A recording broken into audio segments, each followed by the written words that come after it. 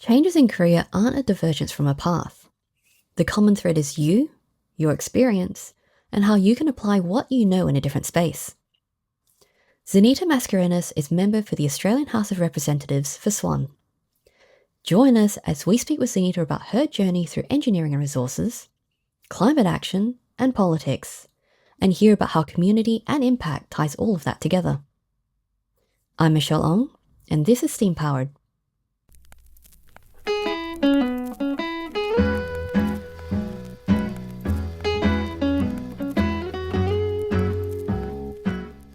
Good morning, Zaneta. Thank you so much for joining me on Steam Powered. I'm really looking forward to our conversation about your journey.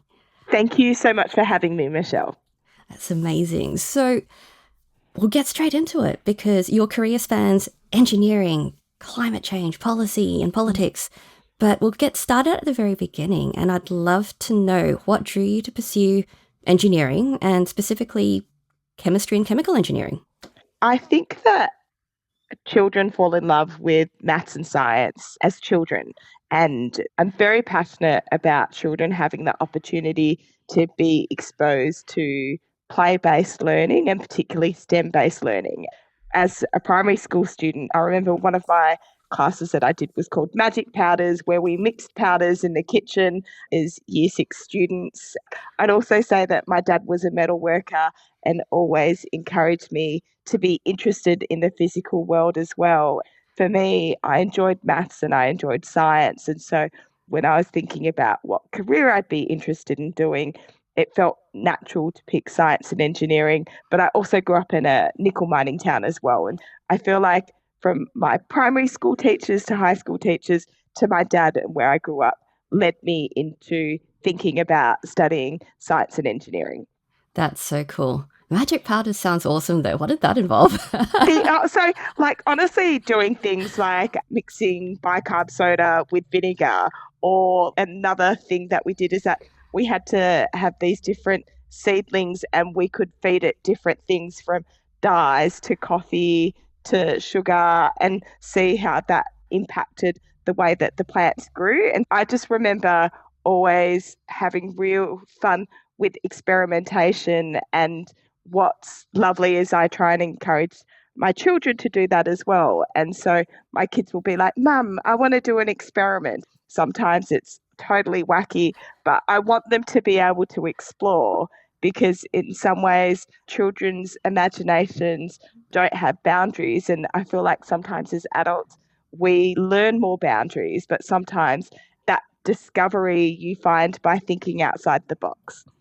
I love that, because having that practical experience, seeing cause and effect, is so much more fun for kids than having to do, the textbook learning. Being able to have that practical experience just adds so much more value. Absolutely. And it's funny because I remember doing one of my science classes in high school where we had to bring different metals into school. And because my dad was a metal worker, he helped get me all these different types of metals. So we got copper, brass, iron, zinc, lead, but he also got me some mercury from work, which I think is totally not appropriate. But I felt really cool because I had a little jar of mercury as well. I don't think that would be acceptable today. No, that's so awesome though. And because it was in, mining resources town, the exposure is so entirely different to what you'd get in the cities, and they definitely wouldn't have allowed the mercury in school. Yes. It's awesome. So where did you imagine your career in engineering would look like? I knew that I was interested in working on mine sites because I'd grown up in a mining town. I'd say that I was attracted to, I'm going to say, the environment profession. And the town where I grew up, we did rehabilitation of mine sites as children. So I always like to think that the way that I learnt about mining is how you extract the minerals, but how you also heal the land as well. And so it's a very holistic perspective. So I feel like I've seen some of the best practice of the mining industry, and I wanted to be involved in helping mining companies do their best version of themselves.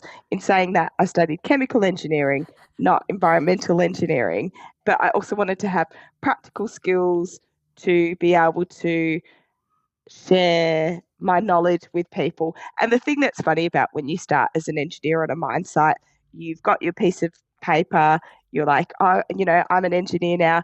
But for your operators and your people in the workshop, they don't care. Like, they don't care to an extent. What you need to be able to do is show that you're prepared to listen and learn. And one of the things that I'd say that I've seen female engineers do really well is be prepared to listen and learn, because I think particularly for operators that have been on site for more than 10 years, that have seen all these different people come and go, having this young person that's like, I know everything, this is the way that we're going to do it, that sometimes really irritates them. And for me, when I worked on site, what they appreciated was not my qualifications, but the fact that my dad was a metal worker, because it meant that I idolized my dad. And so they knew that I would treat them with respect in the first instance. So it's just kind of funny being a graduate and learning the culture of a site. Yeah, that's an interesting perspective because it is a lot of people underestimate organizational culture as part of these industries and environments, but there is a certain way about them, especially because they're often in these very specific, intense spaces for short, intense periods of time. And so they develop certain ways of doing things. And what you learn in university and textbooks doesn't always correspond with the practical application of how it works with a bunch of people. Like, that changes everything.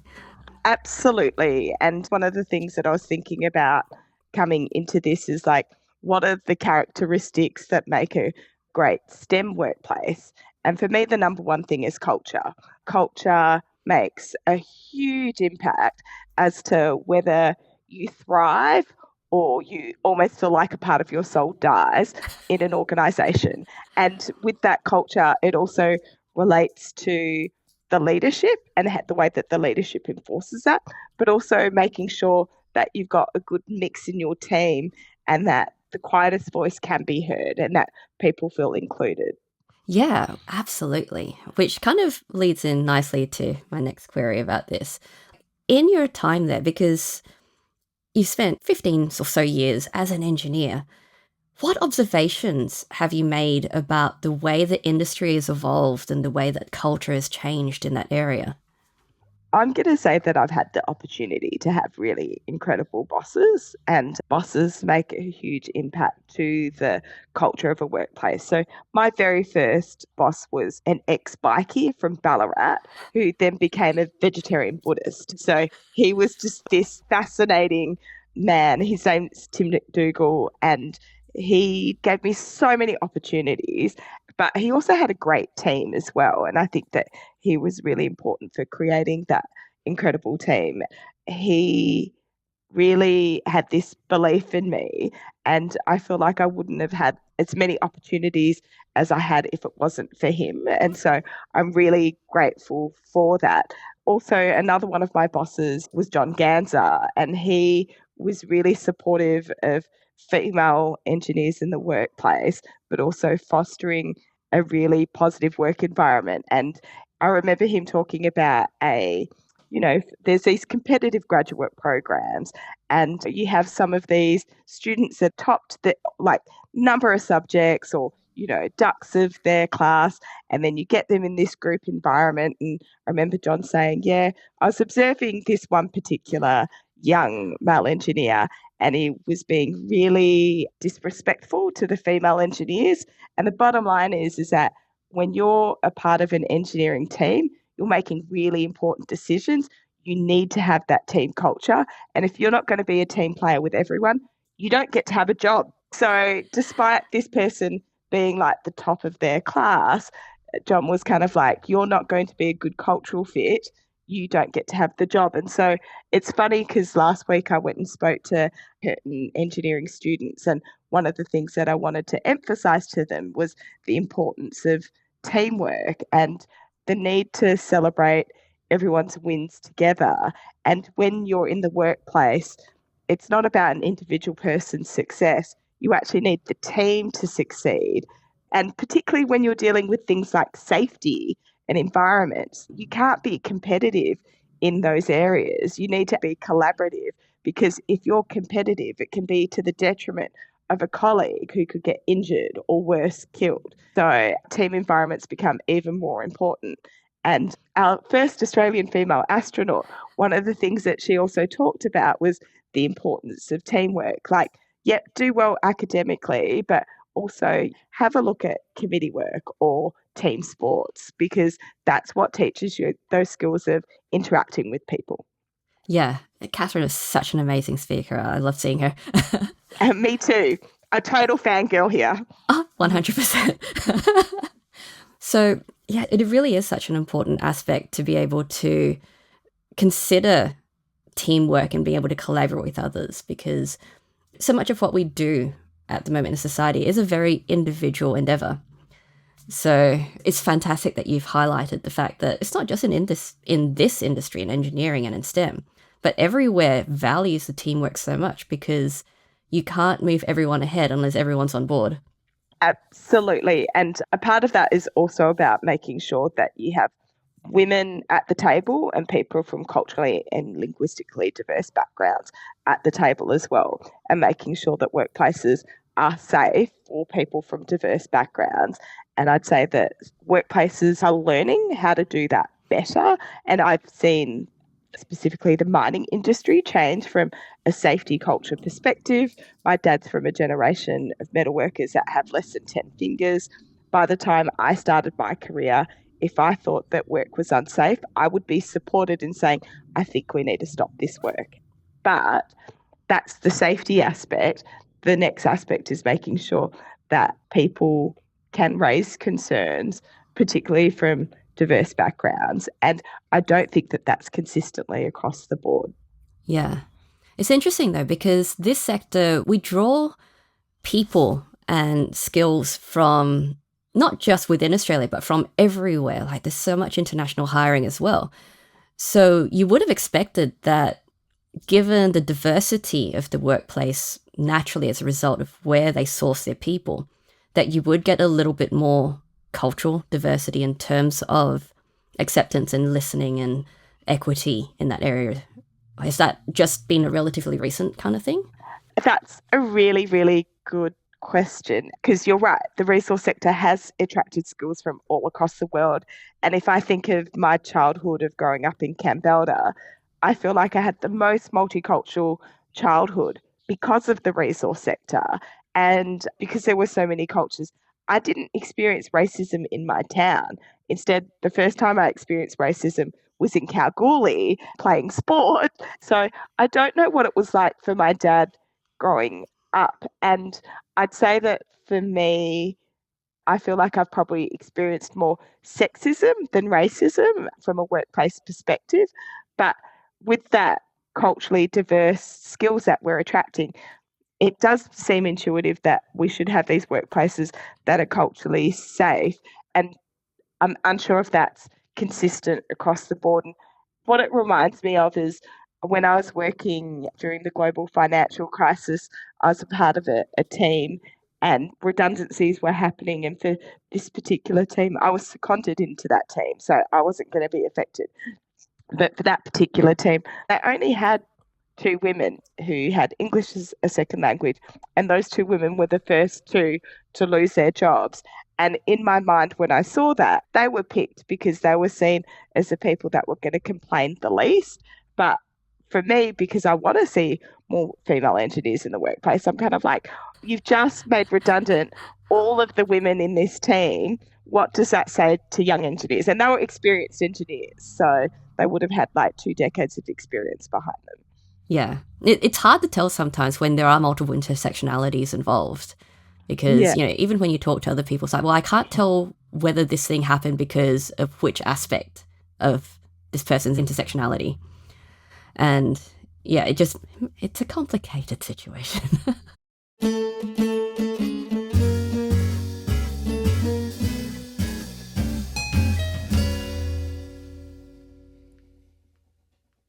So moving on from the engineering aspect, you shifted from engineering to climate change specialization.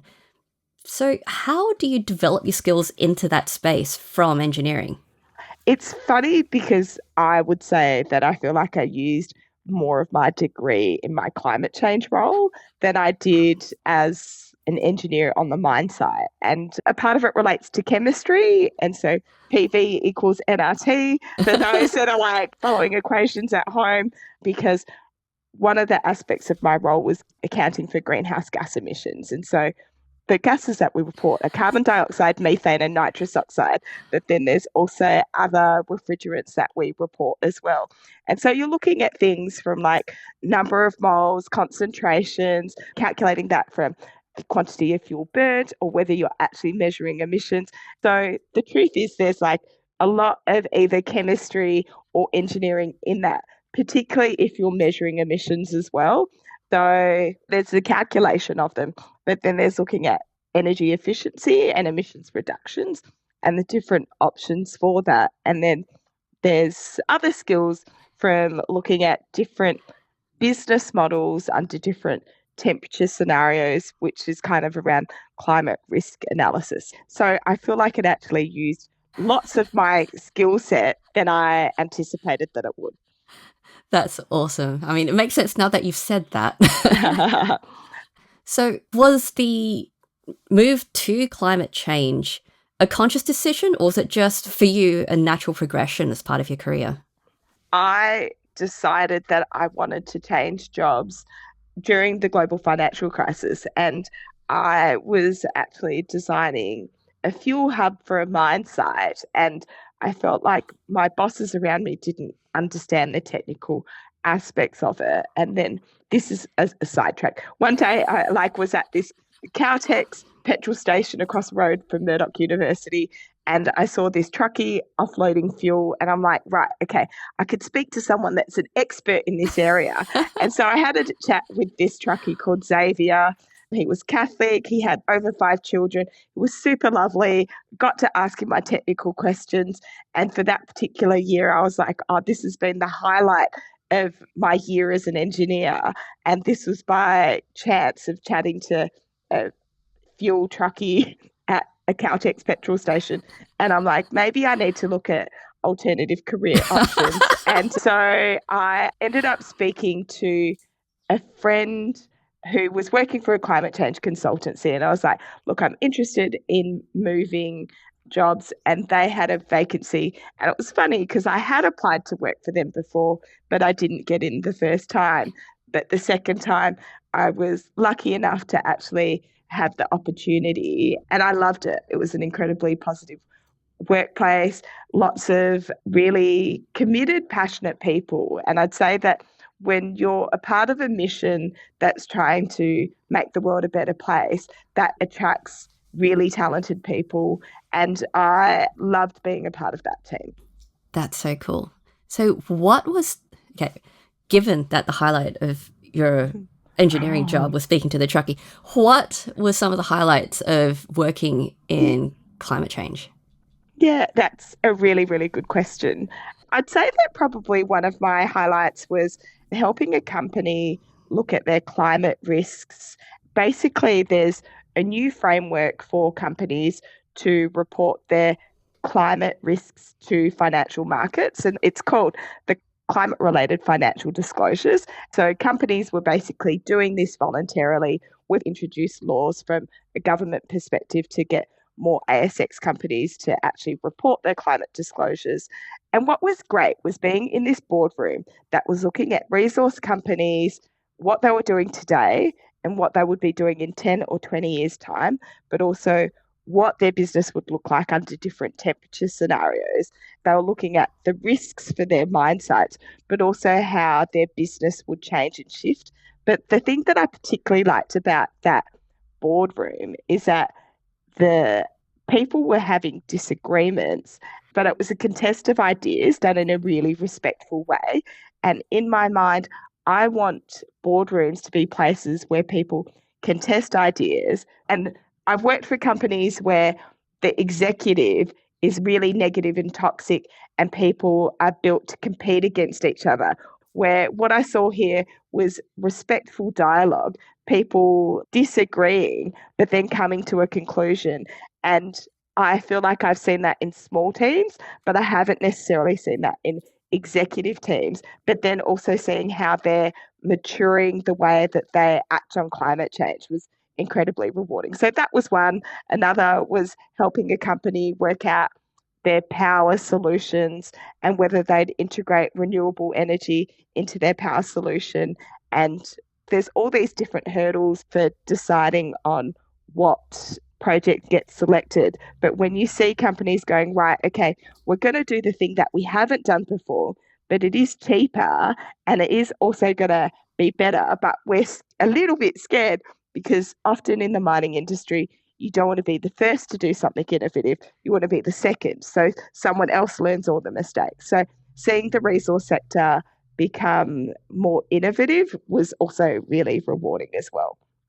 That is very cool because, yeah, just like banking, the resource sector just have a relatively conservative approach when it comes to these sorts of changes because you don't know all the effects that it has from making such a massive change to the way that they do things. At the same time, what you were saying with that first circumstance, the way that they were exploring the ideas in terms of impact and long-term and value chain and how like, even something about what happens to the way you operate when temperature changes by 10 degrees, all of that is such a fascinating, it's speculative, but it's also imaginative and it's creative because you're thinking about all the additional ripple effects of something happening within your organization, the individuals, the tools you use, all the supply chain stuff, because all of that is also going to be impacted and having to incorporate that into your plan. That's fun. Like to me, that sounds fun. Trying to figure that out. Oh, absolutely. And another one of the women leaders that I've seen in WA is a woman called Kirsten Rose. And she used to head up a renewable energy organisation and went to BHP, is now at Cyro. But I remember her talking about speaking to operations teams and be like, we need to reduce our greenhouse gas emissions. And generally for mines, you're only thinking at 3 to 5 year timeframes. Thinking at a 10-year timeframe is really not typical for an operations team. But it was funny because she changed the frame of reference and was like, don't worry about how to implement this in the next 3 years. Let's look at this from a 10-year perspective. And then people let go of all their day-to-day stuff and were able to change their frame of thinking and be right, okay, let's go back to first principles. How would we do this? And I think that the engineering brain can be very methodical, but almost too rigid. And sometimes you need to go back to first principles and almost be like the child scientist. No boundaries. How do we think about this problem? And sometimes you need disruptors in the workplace to try and go, right, okay, how do we think about this in a different way? Yeah. And that's definitely a creative way of approaching a technical problem because a lot of the boundaries that we set, they're very, very limiting. So when you actually take away some of those barriers and just say, right, so we're looking at a long view now. If we were looking at a long view, how would we approach this? And then you work backwards to figure out how to handle it from an operational perspective. And having that long view just gives you so much more perspective on what you can do now. It's very cool.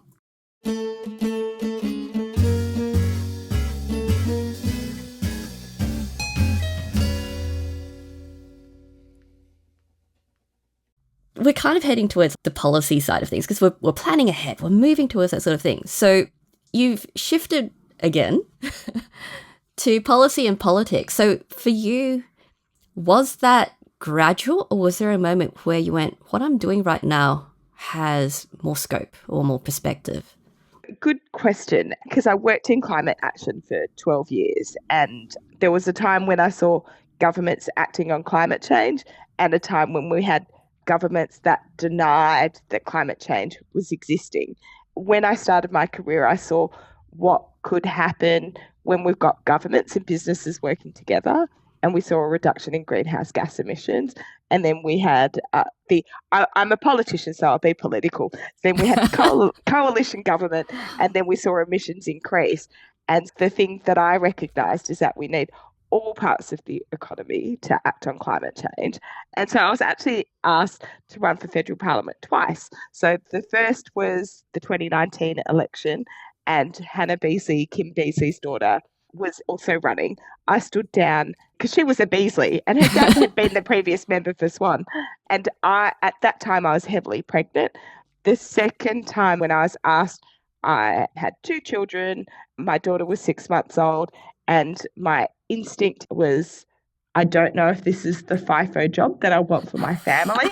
And the truth is, Parliament's not even a FIFO job because you fly in and you fly back in. And so you're never off. But I had dedicated 12 years of my career to climate change action. And so I was kind of like, what am I prepared to do for my community? But also, having lived in our community for over 10 years at the time, I didn't feel like we were being represented well. And I felt like our community was being taken for granted. So I put my hand up and won the seat of Swan, which was really surprising because I didn't think that someone with an unusual name, Zaneta Mascarenhas, would win this seat. But Swan got the second largest swing to the Labor Party in the country. So I think that the electorate was ready for change, but I also think the electorate wanted someone with a STEM background who had actually worked in the resource sector and decarbonisation. So I feel incredibly humbled.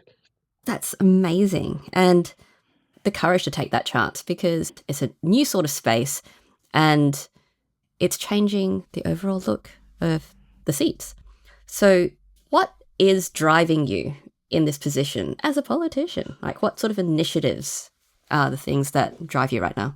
Well, I'm going to almost take it back a step, which is I'm going to say that my year 6 and 7 primary school teacher is probably one of the greatest influences of my life. Her name's Mrs. Wilson, and she taught us that one person can make a difference. And the thing that I learnt in the town where I grew up is community is really important, and we need to invest in our communities to make sure that they can be resilient and happy places. So for me, what keeps me going is this belief in Australia, but Australia being a place where everyone can reach their full potential, whether that relates to making sure that we have action on climate change. And we've introduced a 43% target by 2030. We're introducing 82% renewables into the grid. But I'm also going to say access to quality education. WA's been the first state to sign off on fully funding our public schools. I want our schools to be places where kids can thrive. Also want to see investments in our universities, but also our healthcare system, because I want people to be well. And if I think of why my mum and dad moved to Australia, it was access to good wages, good education, and a healthcare system that will look after themselves. Also, investing in our workers is really important to me as well. And so for me, I feel like they're really big changes. And often when I go door knocking, people will talk to me about their rubbish bins or their roads, and people won't talk to me about the big issues, but I know that these big issues can have a big impact on people's lives. Yeah, it's, again, everyone's working very operationally, right? So we're no longer in the workplace, we're in the home. But people are still, what affects me right now? What affects me in the next 3 to 5 years? They're not looking at the 10 years, 20 years kind of thing. Yes. And all of these are 10 years, 20 years kinds of problems because they're so multifaceted. I mean, all the things that you've listed as being your passions in this area, they're all interconnected, but they're all not small. Yeah. Yeah. So getting people to think differently, like it is getting people to think differently and changing their perspective about what sort of timeframes they're looking at, not just for this election cycle, not just for this current pay cycle. It's looking at things from a different perspective and how that can impact their immediate cycles. Yes. And I think one of the things that's hard in politics is looking at timeframes and how long it takes to effect change. Because there's so many steps, it sometimes takes a long time to see that change. And I want to see amazing positive change for our country. But the truth is that takes time. And last month, the Labor Party celebrated its 30-year anniversary of affirmative action policy. And so that was around prioritising women into elected winnable seats. And that happened 30 years ago. And we achieved our goal ahead of target, which was 50% women, which we have in the state parliament, which we have in the federal parliament. And one of the movers of the motion at the party conference was there.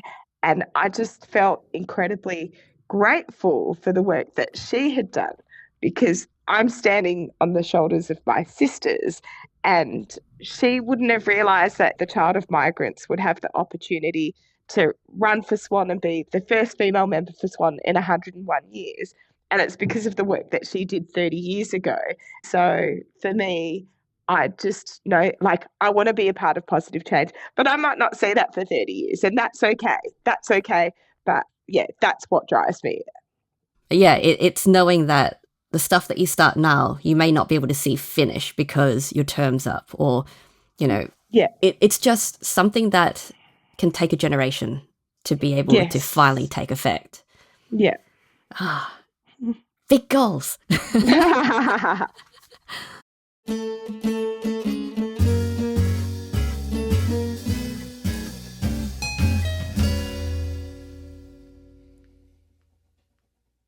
With your interest and your passion for community impact, and because policy is intrinsically woven into that, is that something that you feel affects the way that you've always thought? Like, have you always been that kind of strategic perspective thinking, or is it something that evolved with your work and with experience? I've got to say, I don't know is the short answer, but I feel like you learn things through experience. So I did a year of volunteer work in Bangladesh, and there's a great case study that I was involved in one part of this. And so basically, engineers looked at a community in India and they were like, no one's using toilets, so that means that gastro and diarrhea rates are up.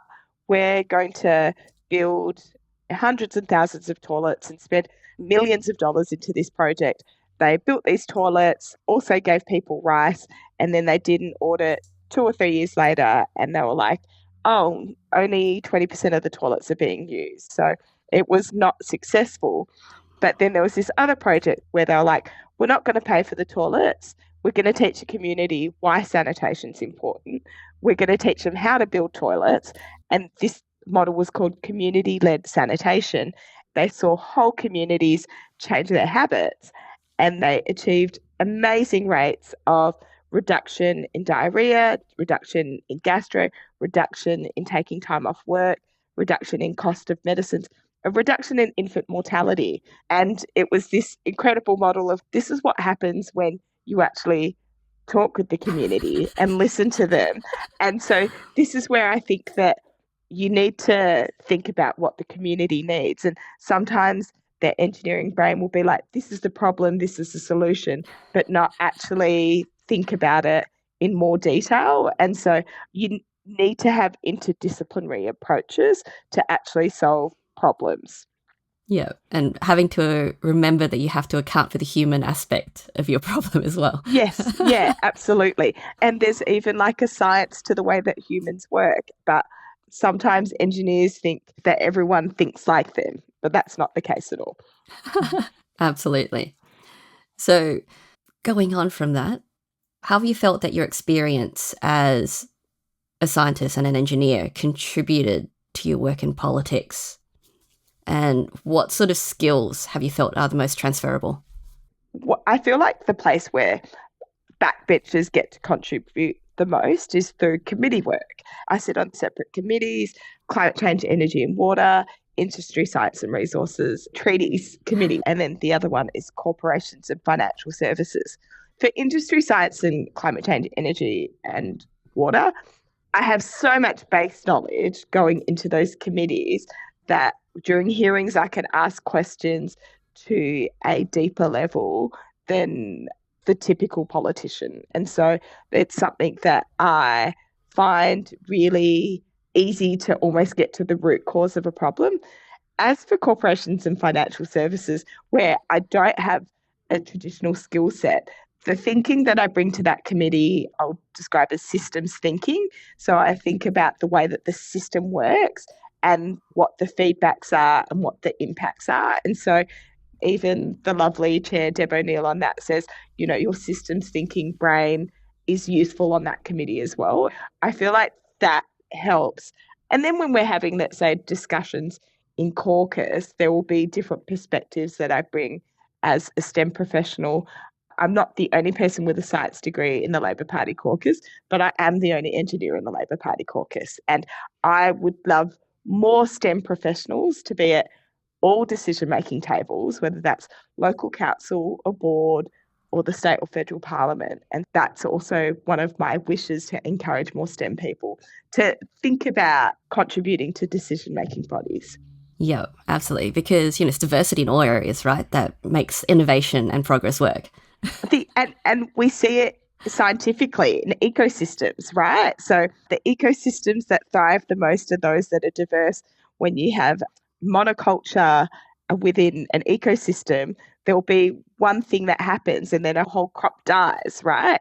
Diversity works scientifically both in an ecosystem but also on boards, and we've seen that scientifically from performance of ASX listed companies. When you have women on the boards, they perform financially better, and often in the long term as opposed to short term, which is the tendency we see with male-dominated boards. It's something that is changing, which is amazing. And it's something that people are more consciously aware of when it comes to hiring and placements now too, which is cool. Yeah. So, purely logistical question now, because as a parent with young kids with a fly-in job, how do you balance the travel with home and mum stuff? Because it's all a lot. It really is. I have to say that I'm really lucky that I have a supportive husband. My husband, he works in the resource sector. He's an engineer as well. He works 3 days a week, and his workplace is really supportive of that. I want to see more men have the opportunity for part-time work and negotiate part-time work, because that's when we see true gender equality happening in the workplace, is where people can have flexibility as to who's the part-time worker. Typically, it's a female in heteronormative relationships, but I want to see that change more. And so I have a supportive husband. I also have a supportive mum. And also, I'm going to say that my husband often says, I juggle the balls and sometimes I just have to decide on which ball to drop. I could pretend that we're doing it all. We're not. We're totally not. I think that there's balls that you juggle and you try and make it up for times where you miss out on things. And we had a colour run at my son's school, and it was a forum that was scheduled, and I was like, could we please shift it so I can at least go to the first 30 minutes of my son's colour run? So if I can schedule that stuff in, that makes me happy. And I do want to be a present mother. And this weekend, my husband's going to help his mum and dad in Adelaide move house. And it's the first time I'm solo parenting with both of my children. And I'm like, oh, I haven't had to do this very much because my husband does it for probably at least 20 weeks of the year. Absolutely. It's like, how are the tables turned? Yeah. So, last one to wrap up our amazing chat. What advice would you give someone who'd like to do what you do, and what advice should they ignore? I feel like a lot of the opportunities that I've had have been through networks of people that I've known, because my climate change job that I got, I ended up getting from someone that, when I volunteered in Bangladesh, made friends with a woman from Sydney who was an arts graduate, and she had a friend that was moving from Sydney to Perth and was just like, be friends with my friend Harriet. I wouldn't have guessed that being friends with an arts graduate from Sydney would help me land my climate change job. Anyway, a part of what that discussion is about is your networks and your peers. And I think that it's important to invest in your networks because they will help look after you during different times. The other is, I think, taking time to also, I'm going to say, look after your mental health as well. And there are times where I've had friends that have had really awful workplaces, and it's kind of like, is that workplace good for you, or is it better that you step out and find something that accepts you for who you are? The other is that if you're thinking about a career transition, whether you've got all the skills that you need and whether you want to think about further study, the additional thing, which is if you're interested in working into an area, just basically finding 10 people to say, I'd just like to have coffee with you to pick your brain about your profession and how I get into it. And that can sometimes be incredibly fruitful. And I've had a couple of friends that have done that. And so maybe my number one tip is a cup of tea with 10 people whose careers that you're interested in. Absolutely. It's good to be able to get your crowdsourcing your information. You're being able to, just get a little bit of info from everyone about the good, the bad, the ugly, and it helps you keep more informed. It's cool. Well, that has been an absolutely incredible conversation, Zaneta. Thank you so much for your time. And I really appreciate speaking with you today about your journey. Cool. Thank you so much, Michelle. And I didn't ask you what your STEM background is. Well, my STEM background is as a computer scientist. So I did comp sci at Curtin. I think we were probably there around the same time as well. There you go. But yes, I've been doing that for pretty much all of my career, mainly in web and applications, so programming and doing it for myself since 2008. And just running my own business doing that since then. And it's fantastic. It's very cool.